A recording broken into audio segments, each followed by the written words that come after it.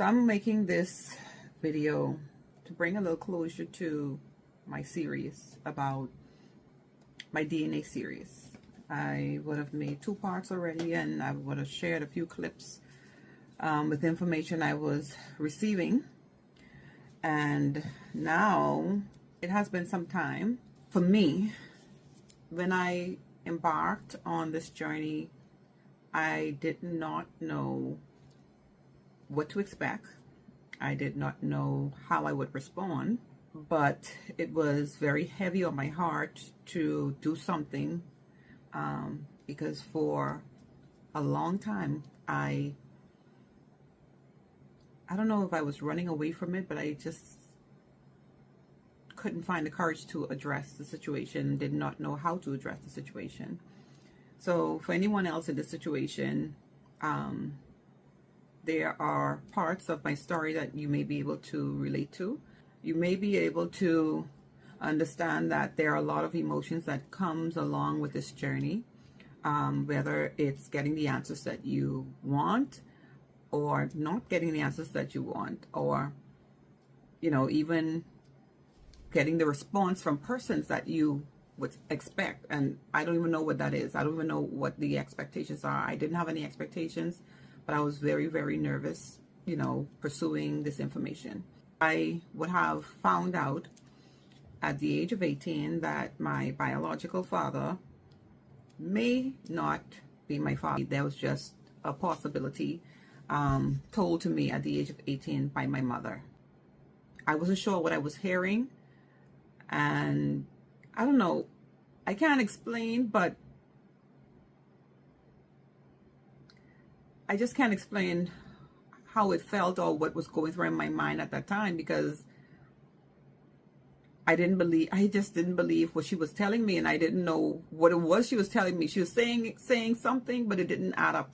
And it took me quite a bit of some time, months, to really process what she was trying to tell me. And since then, there's been so much emotions, so much questions. I've been burdened. I've been,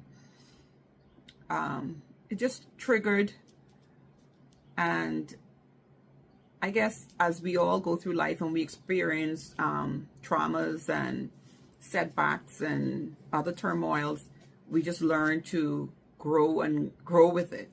And this was just one of those things that kept digging at me all my life. I don't even know how my life would have been had I not had this on my mind.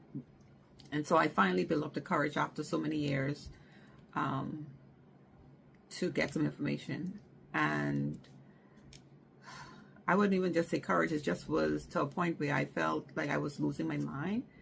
And at the time when my mom had suggested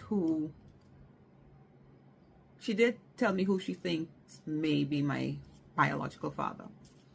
And so I just didn't know how was that a possibility, because the person, I knew the person. But they were not really in my life. They were in my life, but not really in my life. I just didn't know how to deal with it. So since then, my mom has passed away. And there are a lot of conversations I wish I had before she passed away, and I didn't. So I even lived with that. And a year ago, it was so heavy on me, had me emotionally broken, had me depressed. I decided that I would confront this person. And this would have been after 26 years, 26 years, I believe, yeah. 26 years I held this in. And I approached them.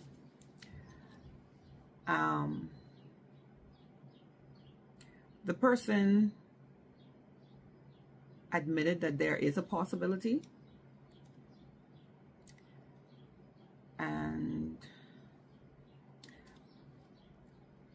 just for full transparency, this is something that's being worked out. And I'm only doing this video to have some closure to the series. It's a very sensitive issue. It's a very sensitive topic, sensitive for all sides. So I'm not going to air anyone out. I'm just here to kind of share what my experience was and what my feelings are. So I'm not going to air anyone out. That's not what this is about.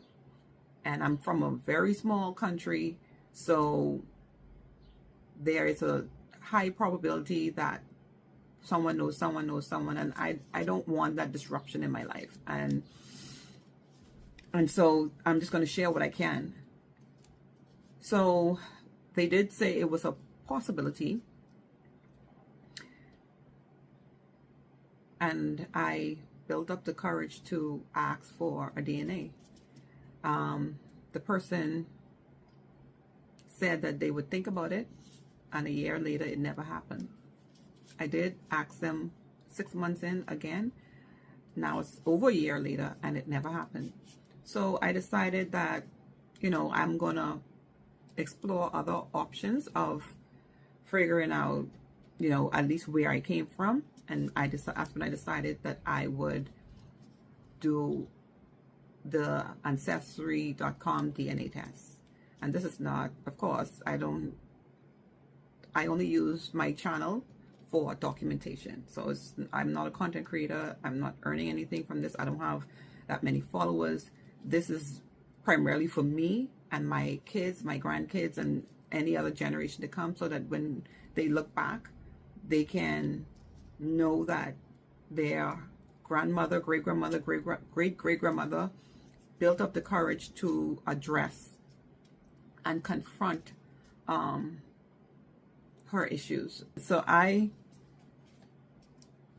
decided I would try Ancestry DNA. Now the thing with AncestryDNA.com is that they can only match you with persons in their database. So this was a long stretch. If I didn't find anyone who I was connected to in any way, at least I would have gotten traits, which I did and I shared already, of who my ancestors were, and a little bit more about myself. They did share some genotypes and phenotypes. I'll probably think about sharing that information on another video.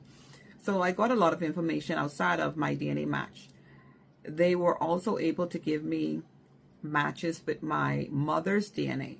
So what I've learned in this process is that when it comes to DNA, we have 23 pairs of chromosomes that would give us 46 DNA markers. And 46 pairs of chromosomes, all with their own DNA markers. And 23 of those come from our mother, 23 of those come from our father. And together they give us 23 pairs. And they can pair up any which way. It's just a random sequencing, and they can pair any which way they want. Now, remember, our mother has 46. Our father has 46, but they're only passing on 23 of their 46.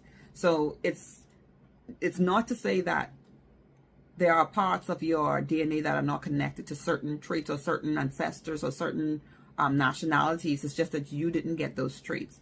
Or if you did, they may be a bit dormant. So the traits that I was able to get from my mother and my biological father, they would have been shared with me. The ones that I got. And that, I think I would have already shared. I did share that with my channel. So 22% was Nigerian. But again, this video is not about my traits, but it's about what I found. Based on my DNA, I was able to, fortunately, they were able to find matches to my DNA. Currently, there are 5,087 matches in the Ancestry.com DNA for me. And most of them were distant relatives or far relatives, but they did find close relatives on my biological father's side.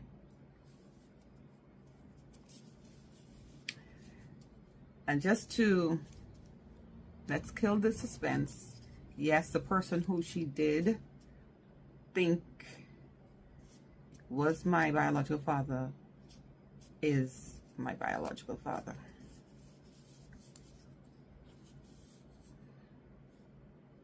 I don't know where I go from here. My initial response was shock, then tears. I thought I had prepared myself for it for years. Even over the past year, I thought I had prepared myself because I wasn't as burdened over the past year as I was over the past 16 years. So the last 15 years after I found, the last 25 years, the last 25 years after I found out, it was a lot. It was very burdensome for me. But over the last year, since I confronted the situation, it wasn't as burdensome because I was able to get some information and some clarity on what took place. But I still wanted to know for sure. So Ancestry.com did have close relatives from my biological father in their database, and the names just popped up. So after 26 years of basically not knowing, I finally know who my biological father is. And I do appreciate having the information because it explains a lot about myself. I suffered from imposter syndrome all my life. All my life. I couldn't figure out, like I said in a previous video, why I didn't look like most of my relatives. I didn't look like really anyone. I had some resemblance to my mom, of course, but nothing much from her.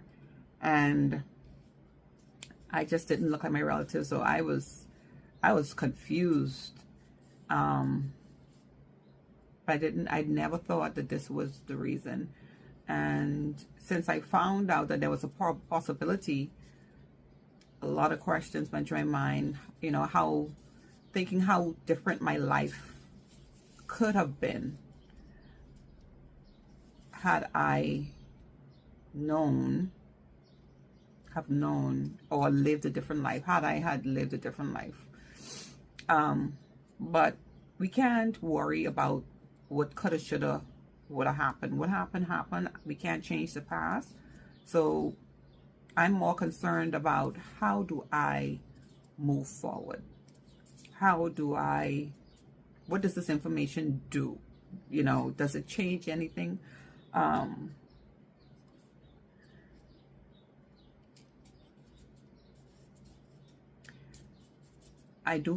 mom had other kids. I do have siblings, but we have distinct differences in our characteristics. And I am the oldest daughter, the second of 5. So because I'm the second of 5 and I am at least 10 years older than my youngest sister, 6 years older than the middle sister, I kind of grew up alone, separate, and those 2 sisters have the same father, and I was just somewhere in the middle. Like I said in the previous video, the dad who I carried his last name was not around, so I really didn't have a father, and it was just a lot going on. It was a lot going on that I would probably not want to have happen. I'd share this story in high school when we went on a field trip to the Atlantis Hotel, Paradise Island.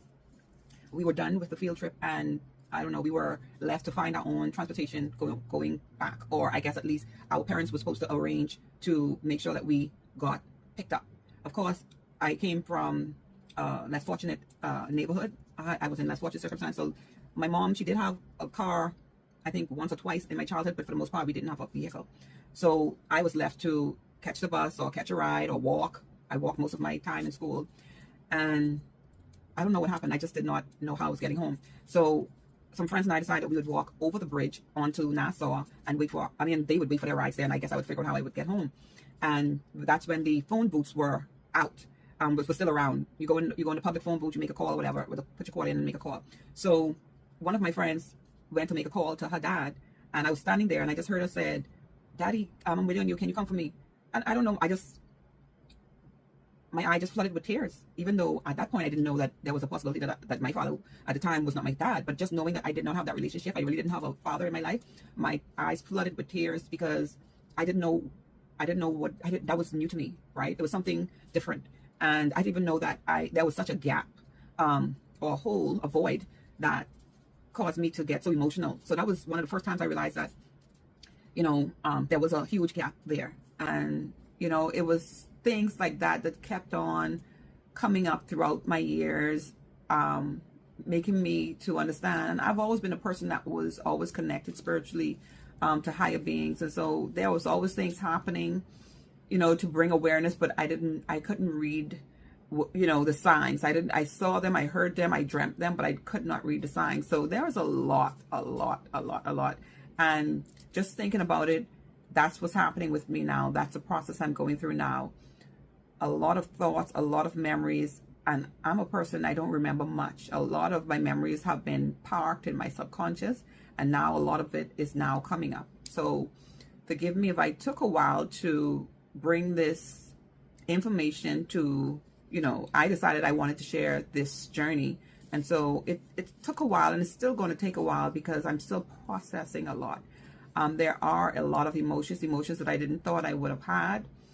And I just need to figure out what the next steps are. It's just a lot going through my mind, a lot of emotions I can't process. I guess someone who has been through this can relate to what I'm feeling because it's something I cannot explain. And I know that there are a number of persons who were trying to reach out to me, trying to get me to share whether or not I got certain information. And I do apologize for not responding or not answering, but kind of put yourself in my shoe. I'm still going through this. It's not something that's the past, it's current. And so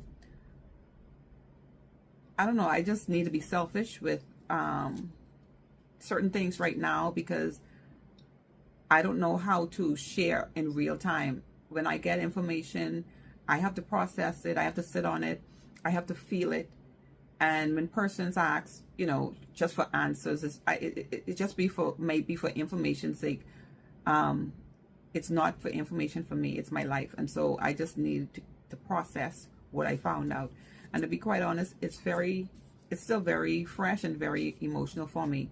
The good news is that I now know who my biological father is. Great guy. I don't know that he wants to build anything more than, just me knowing at this time. I guess I'll pray on it. I am not asking him for anything. And I do understand we all have been put in a precarious situation because for whatever reason, my mom, she made the decision she thought was best for her at the time. And I don't hold any hatred in my heart for my mom. I totally understand. It's just unfortunate that, especially when you're young, it's hard to think about the child. You think about self-preservation first, and then you think about the child. But by that time, there's so much secrets, and you've become accustomed to living life a certain way till it's hard to change that. And so I do believe that for quite some time the truth was eating at her, even though she wasn't forthcoming with all of the information. I think she had to fight herself just to say the little that she did, and it was enough for me to become curious. But I am definitely sad about it. I'm extremely sad about the situation, but I don't hold any animosity towards anyone. Yeah, I am extremely sad about this situation because I think,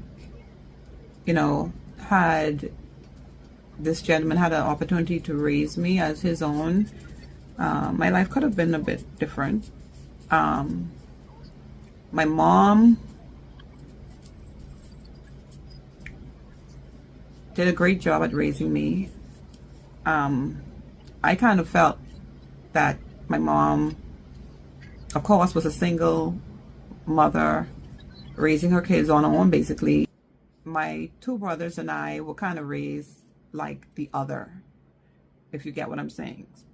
So it was just me and my two brothers, and we were somewhere, else, or somewhere in the house, somewhere doing something, but they were a family. We were just the other. That's how it felt to me. That was my experience. And being the only girl amongst two boys, I think we all kind of was looking or exploring our identity. But for me, my grandmother took me under her wing, and I spent a lot of time with her.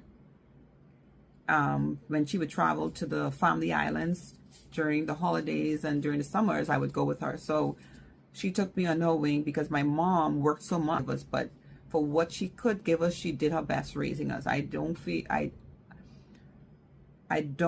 not begrudgeful of how I was raised by my mom.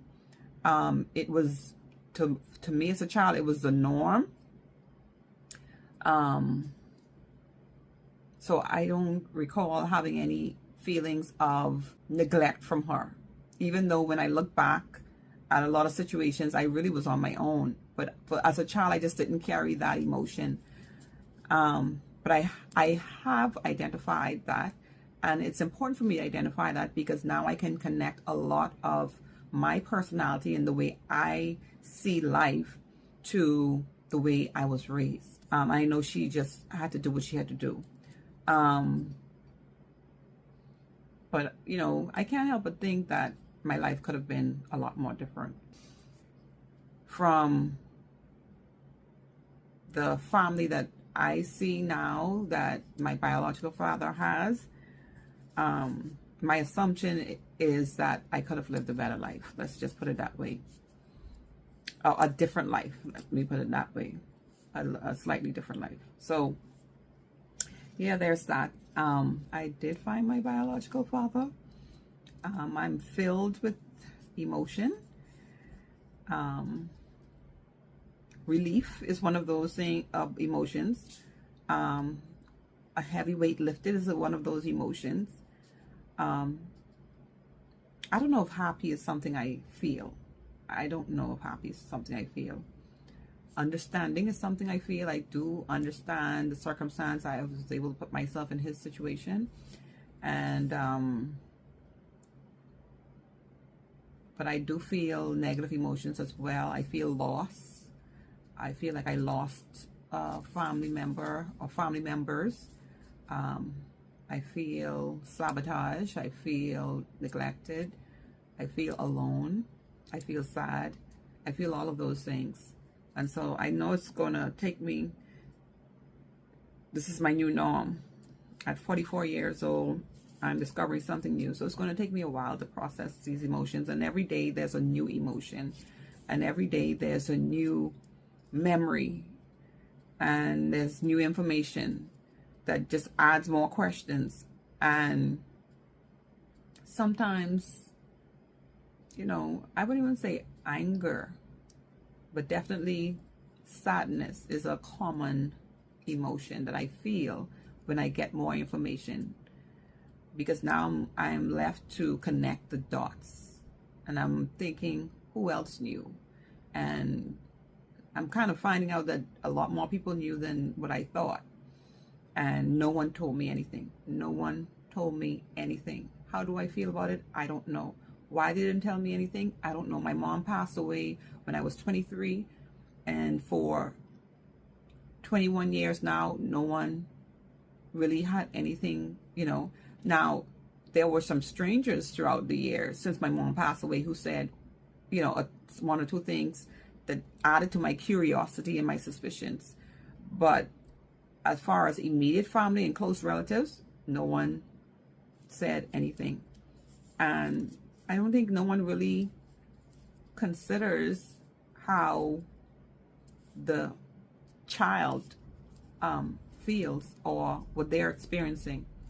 And that's something I have to accept too. That doesn't mean I'm angry or upset with them, but it's a lot to accept that people just don't understand how it affects the child. And I'm 44 years old and I'm still saying the child, because my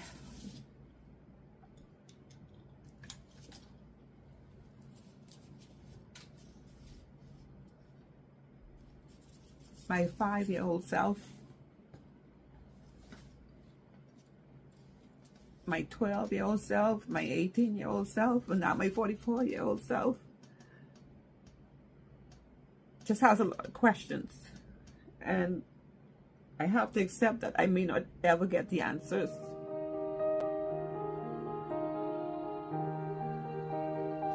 And I know that I'm going to be okay, but I just need to figure out how to settle these emotions.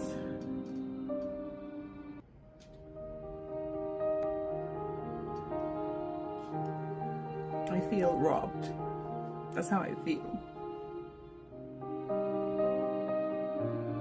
I feel robbed from everyone.